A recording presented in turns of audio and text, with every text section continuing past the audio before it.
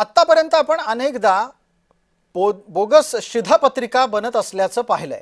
यावेळेला ही शिधापत्रिका दस्तूरखुद्द उपमुख्यमंत्री एकनाथ शिंदे यांच्याच कुटुंबाची बनली आहे। यामुळेच राज्यात बेधडक बोगस शिधापत्रिका बनतायत हे सिद्ध झालंय।